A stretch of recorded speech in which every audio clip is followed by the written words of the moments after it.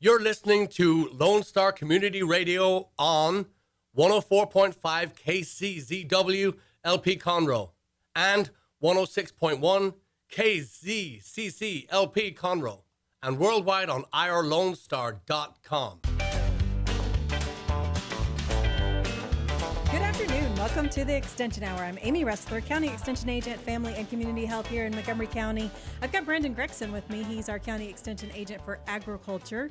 And we have a great guest today that we're really excited about because this is the Extension Hour. We talk about all kinds of things with Extension. And, you know, and we've mentioned this a lot when we have our show, right? There's quite a variety of things that we cover. So like one time we're covering mental health. The next time we're talking about horses. Well, today we are going to talk about agriculture law. And of course, Texas A&M AgriLife Extension Service, there's agriculture and then there's life. And then I guess you can't have agriculture and you can't have life without having a little bit of law in there as well, right? So our guest today is Tiffany Lashmet. And Tiffany, I'm just going to let you introduce yourself and tell us like your official title and a little bit about what you do. Yeah, for sure. Well, thank you guys for having me. I'm excited to join you. My official title is I'm an Extension Agricultural Law Specialist with Texas A&M. I'm based in the Panhandle up in Amarillo, where it is a brisk, 20 degrees today. And I serve the entire state of Texas. So essentially, I do agricultural law education statewide. So that can be anything from, presentations to I have a podcast and a blog, so just different ways to try and get information to folks related to agricultural law. Right. And there's like only one of you, right? Are you the only agricultural law specialist? That's right. Yes, I am the agricultural law specialist for Texas, which, it turns out it's sort of a big state in comparison to some of my friends who have similar jobs like this in Maryland and some places like that. Right. Because Texas is big and there's a lot of agriculture here. Right. So, Brandon, you have utilized Tiffany in a couple of different aspects. And, I think, of course, things have been interesting recently. We were hoping to have her come to Montgomery County for a conference. We had a big program planned. Yeah. And it can still happen, maybe, at some point. We're we'll do that. Hopeful. Yeah. So talk a little bit about Montgomery County and how this the specialty that Tiffany has and how that affects. So, what does that mean for our Montgomery County residents?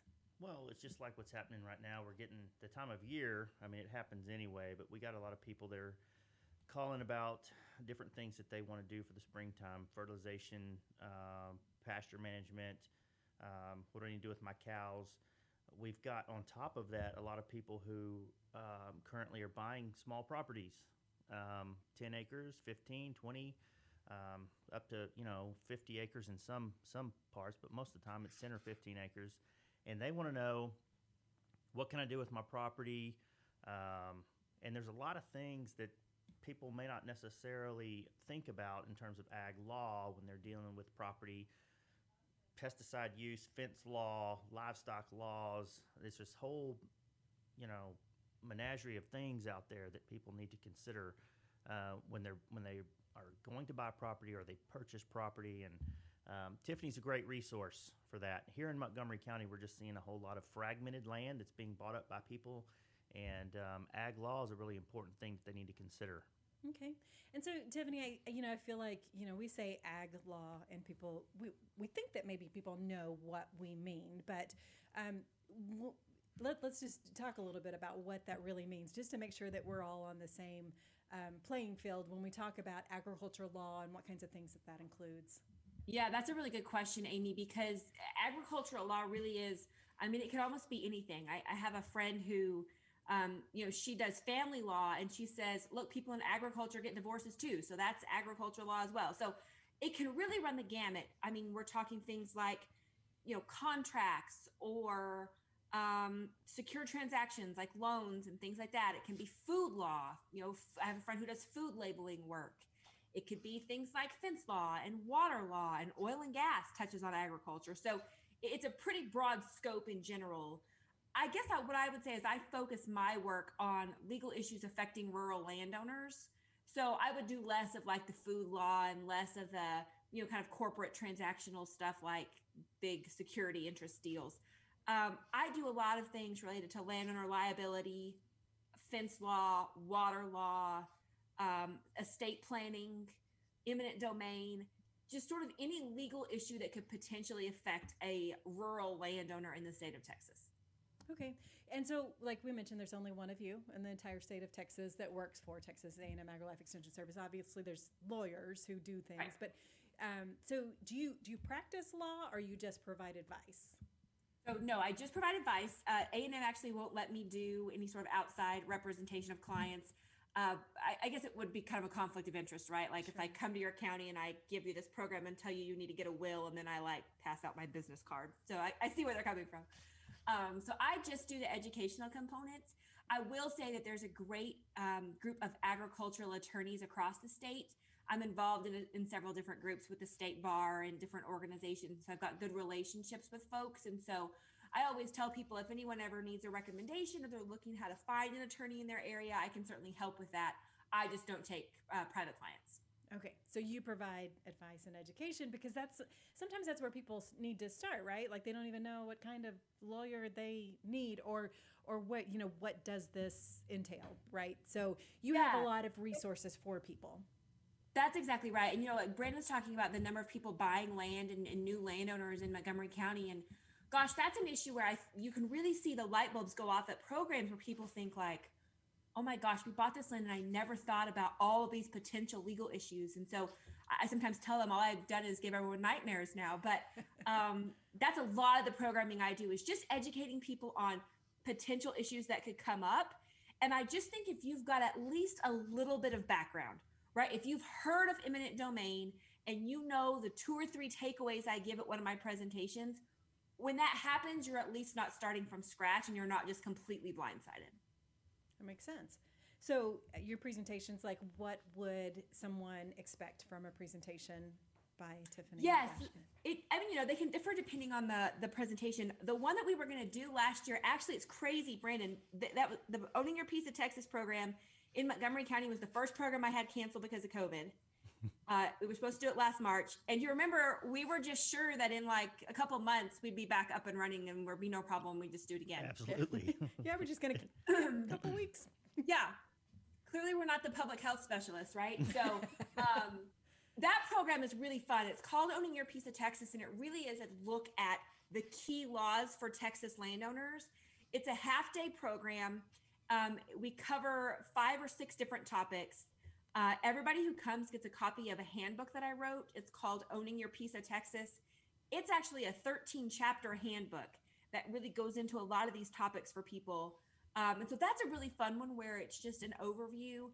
It's me up in front, with a PowerPoint. I like to think I'm funny, so I try to tell jokes. I have a lot of like stories from people in my own life because, my family's involved in agriculture. We're landowners. So I have a lot of stories like from my dad and my husband. And then you wouldn't believe the phone calls I field at work. So I feel like I always have some like interesting stories to keep people entertained. Right. And then you have a lot of other resources, right? A blog, a podcast, handbook. Yeah, that's right. So in addition to the in-person programs, I really try to have a pretty strong internet presence because there's, like we said, there's one of me and I just can't get everywhere that I need to go. And a lot of people, it doesn't work for them to get to a program at 10 o'clock in the morning or whatever. So if you were looking just to get some basic information, I guess I've got 2 kind of main resources.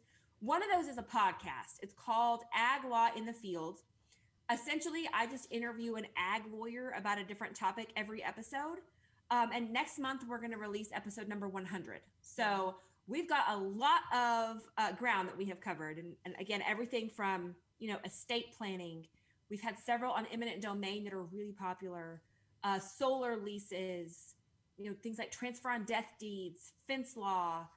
There's some really cool programs or episodes you can listen to there. And like I say, they're available online. If you listen to podcasts, they're on your podcast player and they're free. So that's a good resource.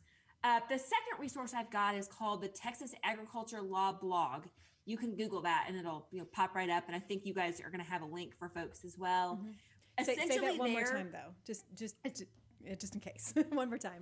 Yeah. Essentially, so Texas Agriculture Law Blog. Essentially, it's just all the ag law information I compile goes in one place. And so every Monday I do a post. So if there's a new case, if I've done a new fact sheet, if I've done a write-up on some topic, there'll be a new post every Monday. Additionally, it's kind of a clearinghouse for any publications that I do. So any handbook I've ever written, you can get for free online. All you have to do is go to that website. You can get the PDF. Fact sheets, handbooks, articles, it's all housed there. There's a search function there that I think is really helpful. So if you're need information about fence law issue, you can search fence law and get all the blog posts I've done over the last 8 years on that topic. So, yeah. So, Brandon, do you have a favorite resource from Tiffany that you've utilized? I think the fence law is really interesting. That's one thing. Tiffany is a great resource. She's one that I actually use personally. She gives me advice personally as a new landowner. So she's definitely one that I feel very confident passing out with any of the information. Her phone, I'm sure, stays really busy, because I can't be the only one in the state offering her name up. But,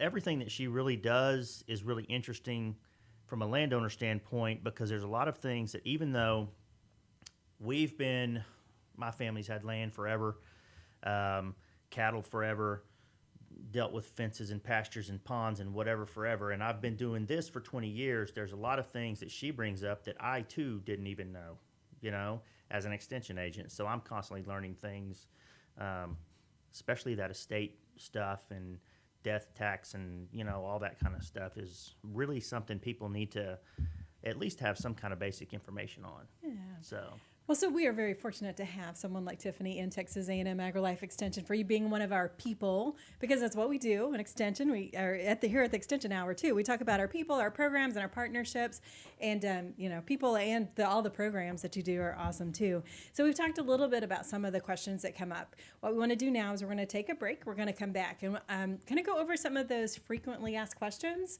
that you get, and then also that Brandon gets here in Montgomery County, and kind of how those are addressed. So we're going to take a break, and we'll be back right after this. This is the Extension Hour on Lone Star Radio, 103.5, 106.1, and worldwide on irlonestar.com. We'll be right back after this.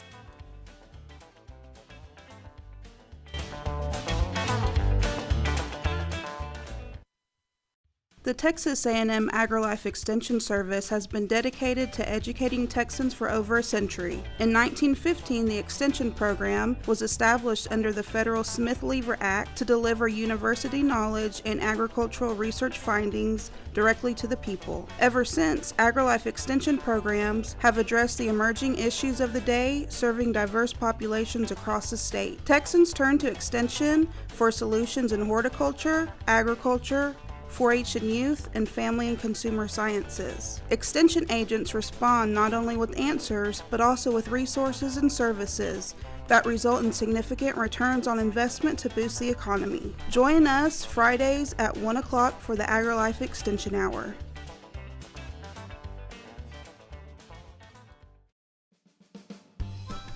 Our talk shows and music shows are looking for sponsors. Want to expand your brand awareness? Reach the hyper-local audience in Montgomery County? Lone Star Community Radio sponsorships accomplish this. Want to see our stats and rates? Check out irlonestar.com/sponsor for more information. Or call in and leave us a message at 936-647-3776 with your questions. Get seen on TV, YouTube, and heard on our podcast, FM, and internet radio. Support your local radio station with Lone Star Community Radio.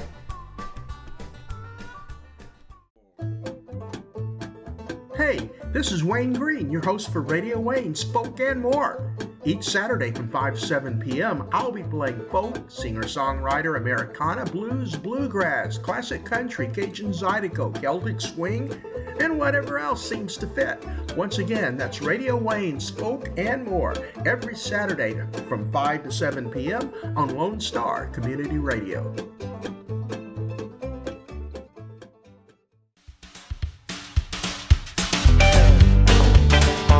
And welcome back to the Extension Hour. People, programs, partnerships, all about extension, all of the things that we do.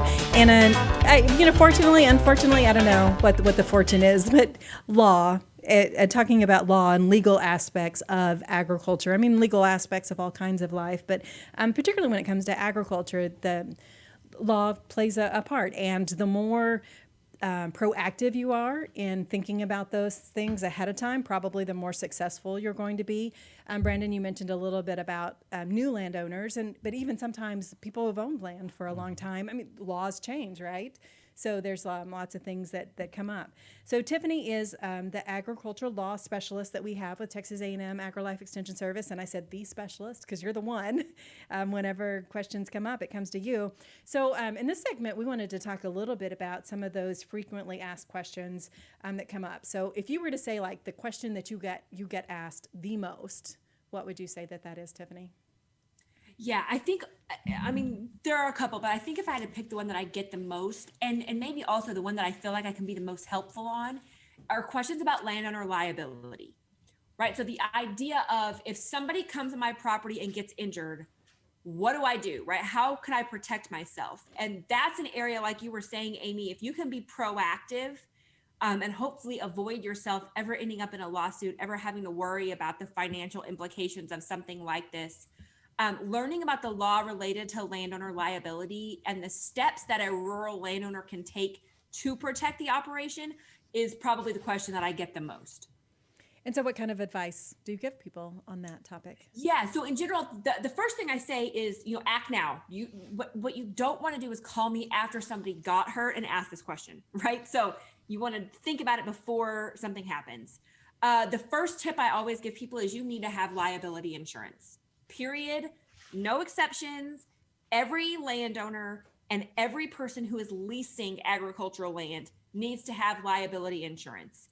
And the reason for that, right, insurance is sort of twofold. And I think we all think about the first benefit, which is, right, you have your policy limits. And if somebody gets injured, your insurance company is going to pay a settlement up to that policy limit. But the other thing that insurance does, liability insurance, is it provides you a defense if somebody gets hurt, right? Which essentially means if somebody gets injured on my property, my first phone call is to my insurance company, and they're going to hire me a lawyer on their dime to defend me in that lawsuit. And I don't know if you've priced lawyer fees lately, but we're not cheap, right? So having that sort of almost like lawyer on retainer, thanks to the insurance company, is a real benefit. And so that's the most important thing, is have that liability insurance. Make sure that your policy covers everything that you have going on. And that's really just, working with an agent to make sure they understand what you're doing. They've got the right kind of coverage, the right amount of coverage is really important. So that's one of the main things that we talk about. Another, just to clarify just a little bit. So you say work with an agent, and you mean an insurance agent, right? Because the first thing that we think. Yeah, Amy said, don't call me. Yeah. It's one of those many hats we wear. Yeah. Yes, because we could get a question like that, but we would. Right. Yes, we would refer them to where they need to go. Okay, so first have a policy, get a good insurance agent, one that knows what they're talking about too, right? I mean, there's insurance specialists that specialize in agriculture insurance. Yeah, I always tell people, look, I don't care where you get your insurance, right? But I would recommend either get with a company or at least an agent who understands agriculture, because that way you're speaking the same language, right? So when you're talking about something that you do on the ranch, they know what that means, and you don't have to really start at ground zero. Okay, sounds good. So then that's the next thing that you would tell people. Yeah, another thing to think about in this arena is there are a couple of limited liability statutes that exist in Texas law. Essentially, these are where the legislature has stepped in and basically said, look, we're going to give some statutory protection to rural landowners in certain situations if somebody gets injured on their property. So it's almost like free liability protection that's written into the statute, but you got to know about these and jump through the right hoops to get the protections. So I always tell people, if you've got rural land, and especially if you're going to have recreational users, right? People coming to hunt or fish or go swimming in the pond or ride four-wheelers, you need to really look at these statutes. And so there's three of them. There's the Texas Recreational Use Statute, the Texas Agritourism Act, and then there's the Texas Farm Animal Liability Act. And they all offer different protections. They all have different requirements. I mean, we could do a whole show on those, but just be aware that they exist. And I would really recommend you, if you're a rural landowner, take the time to look at those. It's not that difficult to make sure that their requirements apply to your operation so that you've got those potential legal protections. Okay. And then is there one more that's related to liability insurance? Yeah, I can offer you one more related to landowner liability. Is I get a lot of questions about liability waivers, right? So, or sometimes you'll hear them called liability release. So if you're going to have hunters come and you want them to sign a liability release, and people will say, was that even worth the paper that's written on? Am I just wasting my time? And the answer is, in general, in Texas, courts will enforce those releases if they're properly drafted, okay? And if the injured party is an adult. It can get a little bit tricky if the injured party is a minor. So if there's someone under the age of 18 who gets injured, those waivers become a little bit iffy as to whether a court will enforce them or not. But yeah, so I always recommend, if you're going to have people out there for, again, recreational uses, especially hunters, I think it's a good idea to have a liability waiver drafted. And I'll tell you, that's one of the things. You can probably Google it and find something online, or, something for $39.99. They'll print you a form or whatever. That's an area of the law, I think, in Texas that's tricky enough, and courts are picky enough that it's really good to use an attorney to draft up that liability waiver. And I know nobody wants to pay the lawyer fees, but I'll tell you, a lot of times those lawyers, it's not that expensive to get a waiver. They probably have kind of a standard form they use. And once you get it, you can probably use that for years without having to get it redone. It's not something you'll have to have the lawyer rewrite every year, and you can just keep using that form. So that's kind of the third piece of liability protection that I always mention. Okay. So Brandon, Tiffany just mentioned some of the things that nightmares are made out of, right? So the liability issues. Is there anything that particularly concerns you, or something that you've heard about that happens maybe more often in Montgomery County than maybe other places? Anything concerning, just having people over at your property and the unexpected happening, and that can be anything,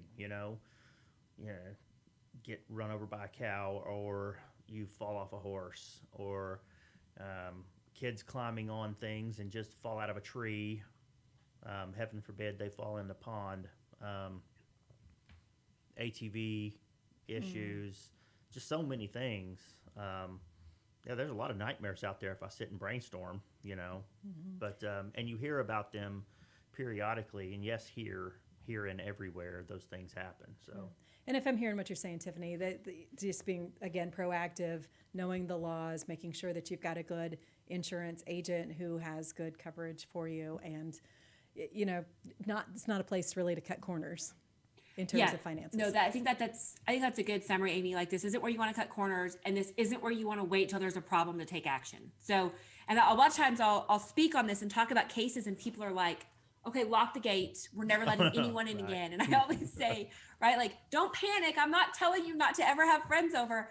I'm just saying, take some of these steps to make sure that you don't have to panic, so that you can let people come over to your place. All right. So speaking of gates, another thing that you said you get asked often has to do with fence laws, right? So let's talk a little bit about that. So yeah, that probably is the second question, second most asked question I get is issues related to fence law. And when you look at legal issues, there's probably the most bad information out there on fence law of any other legal topic. So I call it coffee shop law sometimes, right? And it's what you hear at the coffee shop and you think it's the law, and maybe it's not. So you have to have some good one defense issue we get a lot of questions, right? Is about loose livestock. Yeah. Oops, sorry, Amy. No. Yeah, it's kind of weird with the Zoom because I just had to throw in my little joke. You have to have good defense mechanisms in place. Defense, right? that's yes. right. Okay, that's right. So coffee shop, sorry. That's right. So we have a lot of questions about loose livestock. So if cattle get out and they get hit on the road, who's liable, right? Am I, as the cattle owner, potentially liable? Or what if I was leasing that property from somebody else? How does that work with the landowner? And so that's an area where there are a lot of questions, and Texas law is a little confusing, to be honest with you. What you've got to find out, you've got to do some homework and see, are you in an open range area or a closed range area? And that's going to differ depending on what county you're in. Sometimes it even differs depending on what part of the county the collision may have happened. Oh, wow. So that's one thing I would tell folks is if you've got, especially if you have livestock, you need to know, is your county an open range county or a closed range county? Because that really impacts the potential legal responsibility that you have. All right. So do you know what we are, Brandon? Closed. Closed. Yeah. So what is that? Yeah. What does that mean? We're a closed range county. Yeah. So what it means to be a closed range county, that means that the land or the livestock owner has the legal obligation to fence those animals in. Okay, so if a cattle gets out on the road, right? Let's say on a farm to market road in Montgomery County, somebody hits a cow. The livestock owner had the obligation to fence that animal in, and they can be liable if the injured person can prove they permitted that cow to run at large. So it's not automatic liability. A court would look at all the facts to see things like how good were the fences? How often was this cow out? Did you leave the gate open? All these sorts of kind of details, but that's the situation that would apply in Montgomery County because they're closed range because they have what's called a local stock law. And like I said, we get lots of questions on that. There's another part of the statute related to this that says no matter where you are in Texas, if a collision with an animal occurs on a state or U.S. highway, that's also going to be closed range. And that's a little bit higher of a standard. A plaintiff would have to prove the owner knowingly permitted the animal to run at large, which is a little bit tougher burden for a plaintiff. But again, it's just good to know in your area what the rule is and understand what your legal obligation is as a livestock owner.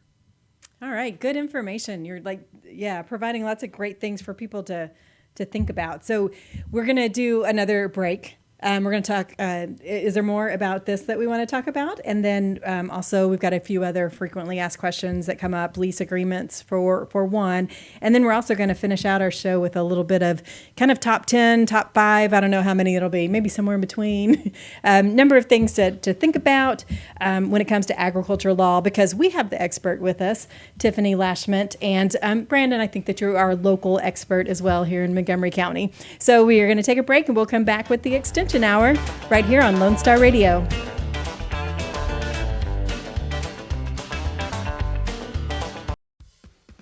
From the beginning, the main purpose of the Cooperative Extension Service has been to change human behavior by teaching people how to apply the results of scientific research. By utilizing a holistic, multi-level approach, Extension family and community health programs encourage health and well-being for everyone, addressing values, concerns, and needs with reliable science-based information. Extension programs help people lead healthier lives. We are Texas A&M AgriLife Extension, helping Texans make their lives better. Did you know there are more than 790 abused and neglected children currently in foster care in Montgomery County? Will you help make a difference? I'm Allie Stevens with Casa Child Advocates of Montgomery County. We train and support volunteers to be the voice of children in the foster care system. Kids are removed from their home because of abuse and neglect, and we need volunteers just like you to advocate for these children. To learn more about becoming an advocate, please visit CasaSpeaksForKids.com. That's CasaSpeaksForKids.com. Hey y'all, it's DJ Mike from Dance Time in Texas. Join me Monday through Friday at 8 a.m. as I count down the top 10 Texas Red Dirt songs that are packing the dance floor. I'll be featuring local artists and the story behind the hits, shows in the area, as well as new songs that make you want to dance. It's Dance Time in Texas with DJ Mike on Lone Star Community Radio, 104.5 KCZW and 106.1 KZCC, Conroe, Texas, or online, irlonestar.com.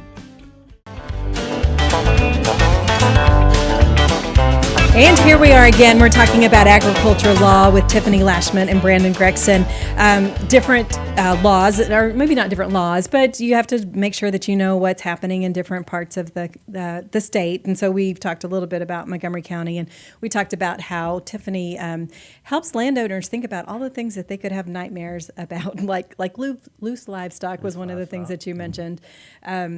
Because when they get out, you know, who let the cows out? And there was, I meant to say this earlier, I guess, Tiffany was compiling at one point a list of counties and what their laws were. Are you closed? Are you open range? I don't know did y'all ever complete that or? We're still working on it. Okay. Again, and we're in a county the size of Texas, and sometimes it's, not the easiest thing to get those gathered up. We're lucky with extension because we've got agents so many places that are helping us. I think we're close to nearing about the 100 county mark that we have information for. And so our goal is to get those gathered up and to create a website where you can go click on your county and pull up your local stock law, because that's something that you would think that anybody in your county would know, but gosh, sometimes it's harder than you think to go and find the answer to that question. Mm-hmm. So, a lot of times your extension office can be a great help. And majority of cases, it's documentation like that stored at your county clerk's office. So that's where it is here. And does agriculture law change a lot? Do those types of regulations change very often? Or, because sometimes having printed things is hard to keep up with it because, you print it or you post it and then it changes. Sure. No, it's a good question. So in general, the local stock laws don't change. A lot of those have been in place since the early 1900s. Oh, wow. It's sort of, once you get one, in general, it probably is going to stay on the books. But I will tell you, does fence law change? Yeah, it's crazy. We did a little kind of handbook on fence law, just a short little pamphlet kind of for landowners. We wrote that in 2015, and we actually just had a discussion. We've got to completely redo that handbook because there have been 3 or 4 really kind of seminal cases on fence law in the last 5 years here in Texas that makes us need to update that book. So, it's one of those things you think, well, fences have been around forever. We've probably had cases on everything. No, right? And especially you guys are a great example. As we see more new landowners and more land fragmentation and more people in a isolated area, we're going to see more issues come up. And when that happens, unfortunately, we're going to see more lawsuits that have to address these issues. Right, which could result in changes in the law. Yeah. Okay, so another thing, I don't know if this changes a whole lot, but it is going to happen to someone at some point. Estate planning is one of those things that you're going to need to be aware of, and again, being proactive on those types of things really help prevent a lot of problems. And so you were mentioning during the break that may be one of probably the third most question that you get asked, and one of those things that affect a lot of different people. Yeah, right. When we look at sort of just the different topics I have, fence law, you may or may not encounter a fence law issue in your life. Everybody's going to have to deal with death and estate planning, unfortunately. And so that's a topic where I think it's really important to have people to have information and to be, like you say, be proactive. You don't want to wait again until there's a problem to start taking action. And, we saw a lot of that with the pandemic, right? All of a sudden, the number of people who needed to go get a will, right? Or who were Googling on LegalZoom or something to try to find a will went through the roof because it was like, oh my gosh, this could happen to us, right? Something could happen and we need to have these documents in place. And so super important to think about, particularly important if you're involved in agriculture and you've got any sort of family operation, right? Things like, how are we going to leave this to the next generation? How are we going to make sure that the family operation and the family legacy survives? Gosh, those are really issues that you don't want to be making, in an emergency situation. Here's the only choice we have. Let's just do something. You want to plan ahead. And so taking the time to have some of those conversations, what does the future look like here? And are your kids interested in coming back to the farm? And some of those conversations, really important. And then there are just a certain legal documents that everybody needs to have as part of an estate plan. Okay, so whether they are involved in agriculture or not, is that what I'm hearing you say? Yeah, okay. Yeah. So if you're involved in agriculture, I think it just makes it more complicated because there are just more things you really need to think through. Mm-hmm. As far as the legal documents go, there are 4 legal documents that everybody in Texas needs to have. I don't care if you have a big ranch or you have a house in town. You need to have a will, okay? The importance of having a will, it sounds like, whatever. Some people will say to me, it doesn't matter, everything will just go to my spouse. Depending on your family situation, that may not be the case. You may end up with your spouse having joint ownership of some assets with your parents or with children, and it can really be a mess. And so having a will is super important. The will can be typewritten or it can be handwritten. There are different rules that go with those, but Even a simple will can really make a big difference to your family if something happens. Everybody should have what's called an advanced healthcare directive. Essentially, that's an instruction to your doctor about what to do in the event you are terminal or irreversible, and whether or not you want any sort of life-sustaining treatment. And you can decide, yes, no, or you want your agent to decide, but that's just a form that can be really helpful to make sure your wishes are carried out, and can really sort of support and help family members who are having to make tough decisions in that situation. Two more are powers of attorney. The first one's a healthcare power of attorney. And essentially what that does is that lets you appoint someone to make medical decisions for you in the event you can't make them yourself, right? So if I'm unconscious, who is going to make medical decisions for me?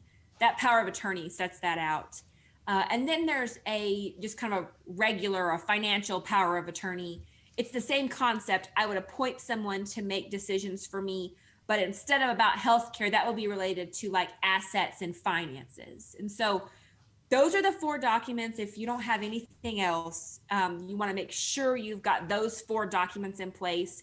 The headache and the time and the expense, just that will take off of the shoulders of your family that's left behind is really just immeasurable.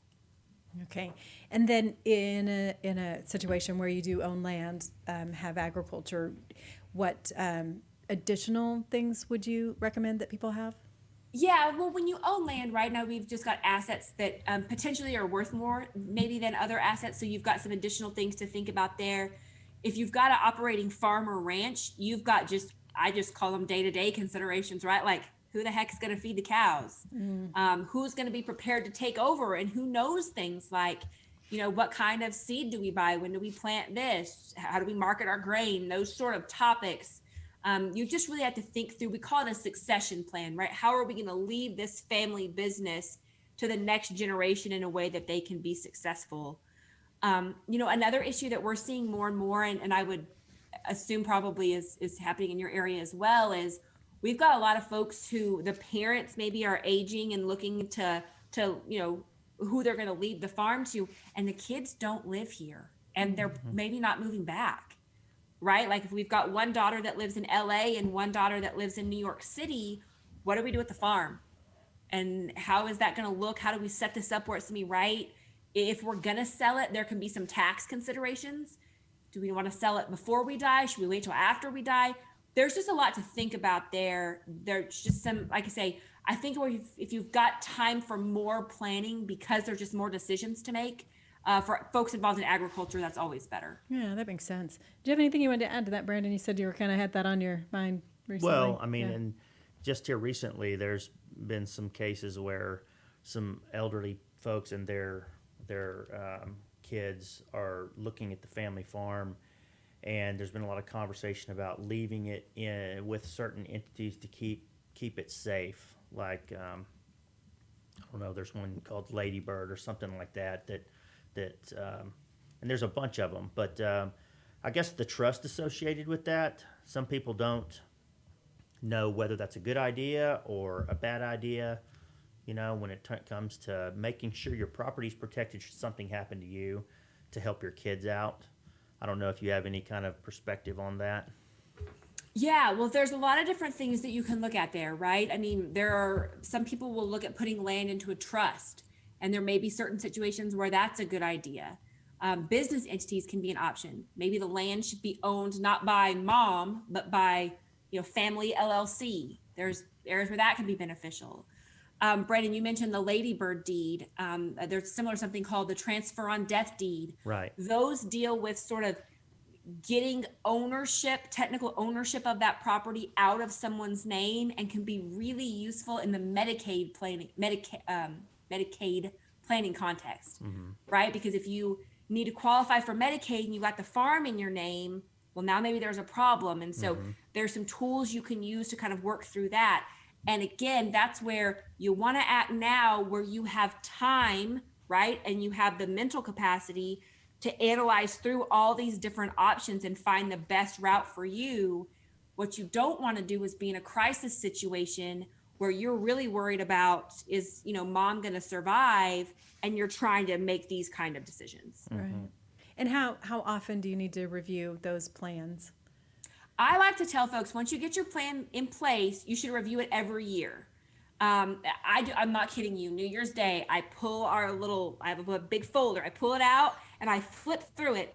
Let's just make sure nothing has changed, right? Has anyone died? Has anyone been born? Have we bought more land? It's just easy to catch that when you're flipping through your paperwork once a year. And there's one other thing I'll say on that, Amy. We talk a lot about you need to have a will and you need to think about your assets. You also need to double check any beneficiaries you've designated, because what will happen, right? So when you guys started at A&M on like day one, right? They gave you your key. They told you have to do monthly reports, and they made you sign up for who your beneficiary is for your retirement and your life insurance. Then you don't think about it again for 15 years. That's right. You've been here 25 years, right? That's exactly it. And so there was a case that came out of Dallas. It's been a couple years ago now, but a guy got a $350,000 life insurance policy when he started his job, 10 years, and he named his girlfriend as the beneficiary. You can tell where this is going to go, right? Oh, yeah. So I was trying to keep my face straight, but... I know. 10 years later, the guy dies. He's got a wife and 2 kids. It ain't the same girlfriend. Okay? She goes to collect the life insurance money. The will says she gets everything, and the insurance company says, no, you don't. Like, the will doesn't apply to the life insurance because it passes by contract. It goes to the girlfriend. Lucky ex-girlfriend. And she took it. So there was some bad blood, I think, between them. It doesn't matter. We're getting the weeds. Then we get into family law. That's right. Family law. Yeah. But that's an area where you want to check those beneficiaries. I mean, that yearly checkup can be really important. All right. Good to know. So anything else you want to add just really quickly about estate law? I think that's the biggest thing. I'll tell you what I do. There's a really good podcast episode I have that's focused on elder law. And that's going to be looking more at those issues related to Medicaid and what do we do? Like, how do we get stuff out of somebody's name? When do we need to do that? What are our other long-term care options?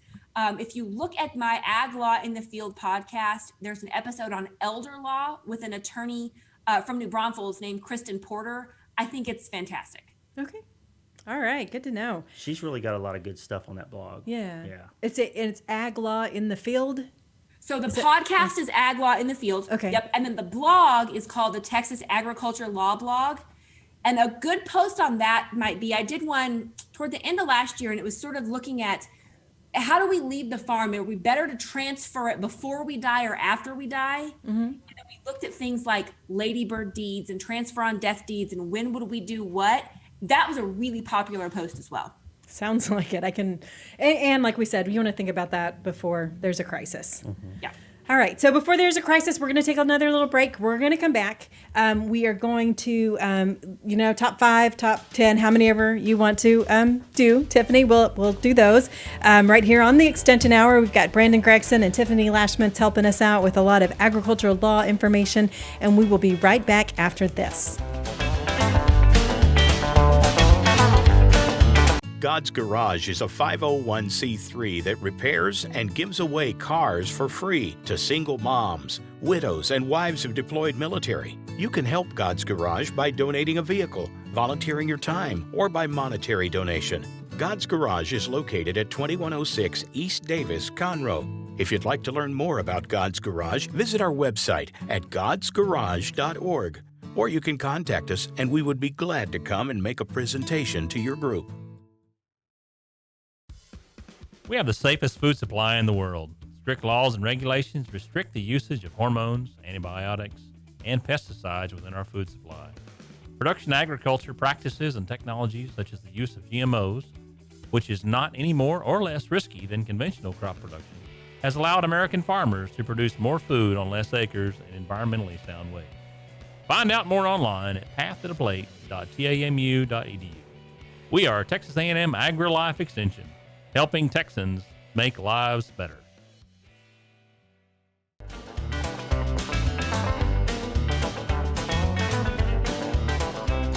And here we are again with the Extension Hour. We've got Tiffany Lashmet with us. Brandon Gregson's also in the studio with us today, and we're talking about agriculture law. We've learned a lot of great information, a lot of helpful things, so like things to think about. So hopefully think about before there's a crisis, because obviously when there's a crisis, it's no fun.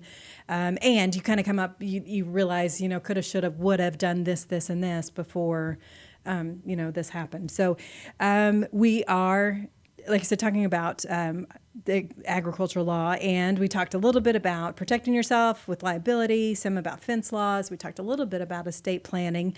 And Tiffany, we wanted to come up with some top things, and you said you came up with lucky number 7. So 7 things that you want to mention that if people don't hear anything else in this whole podcast, these 7 things would be things that you really want them to remember. Yeah. Okay, so our top 7 list. The first one is we hit on those resources that are related to agricultural law. If that's something that you're interested in, if any of these topics have sparked an interest, go to my blog. That's where I would start. It's the Texas Agricultural Law blog. You can just Google it. When you get there, all my resources are there. You're going to see a link to get you to that podcast we talked about. My handbooks are all there. So if you're interested and you want a place to just sort of start with your homework, I think that Texas Agricultural Law blog is a really useful resource that we've got. Okay. The second thing is related to landowner liability. You have to have liability insurance. No other choice. You have to do it. Do it. Just do it. That's right. You saw me waffle with Brandon a while ago when he brought up, do I need a trust? Do I need a ladybird deed? Well, the lawyer answer is always, it depends, right? Not for liability insurance. You need it, right? Call an agent today because you need to make sure you've got that protection in place. Okay.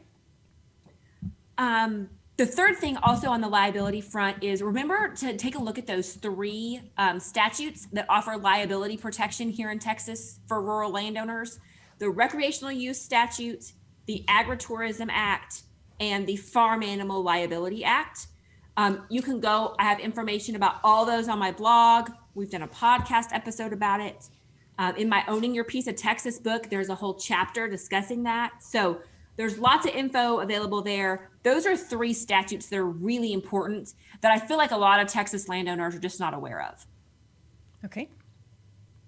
Okay, number 4, you need to know anywhere where you've got livestock, you need to know, is there a local stock law, and understand if you are open range or closed range. If you're in Montgomery County, Brandon had your back today and he let you know that you're a closed range county.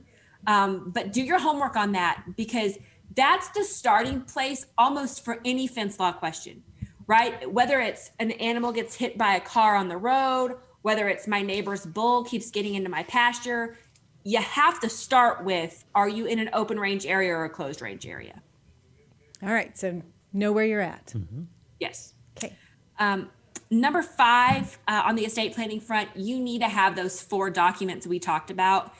And again, this applies to everyone, not just people involved in agriculture. That's a will, advance directive, medical power of attorney, and a durable power of attorney. You need to have those 4 documents as part of any estate plan.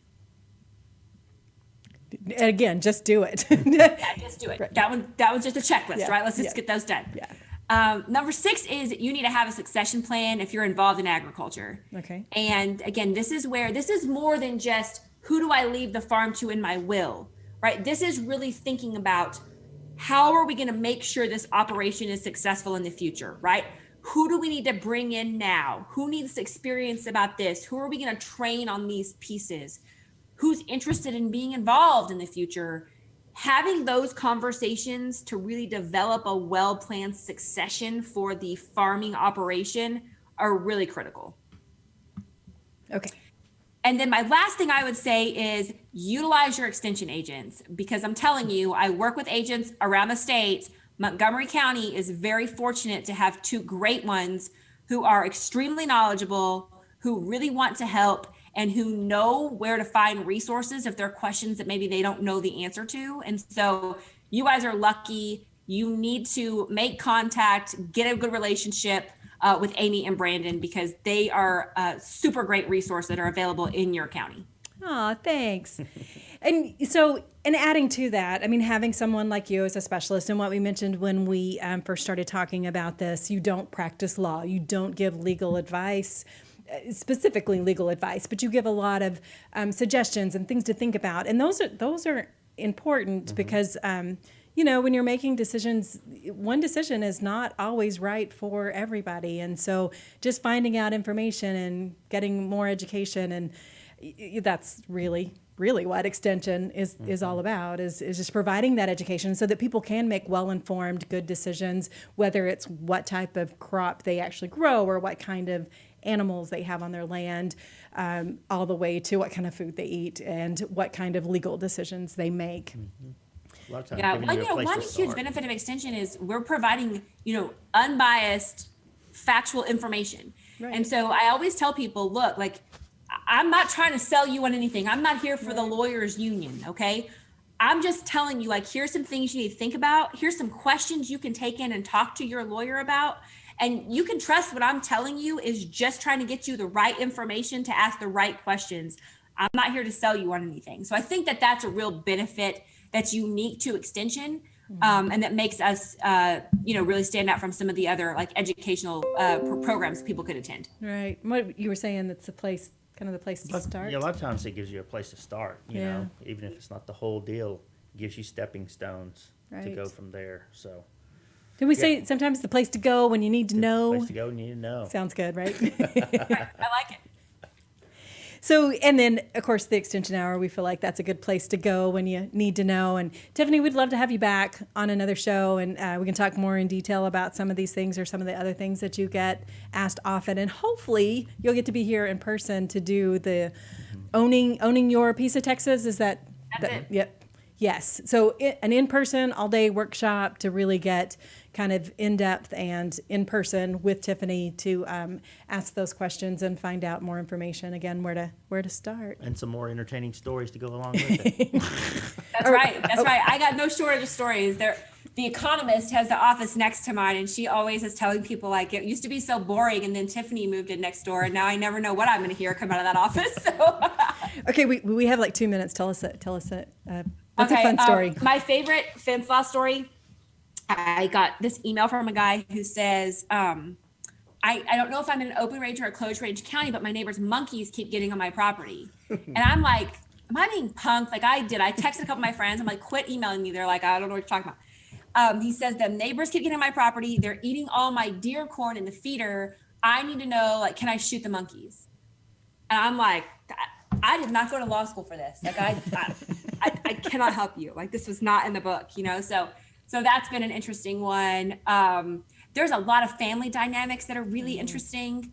I've had a couple of meetings with folks, like trying to help come up with a family lease, maybe that'll be fair to everybody or things like that. And I don't know, there was a huge blow up at Christmas. I got to hear all about the new wife and the ex-wife, and grandma didn't like so-and-so. I mean, it can get pretty juicy.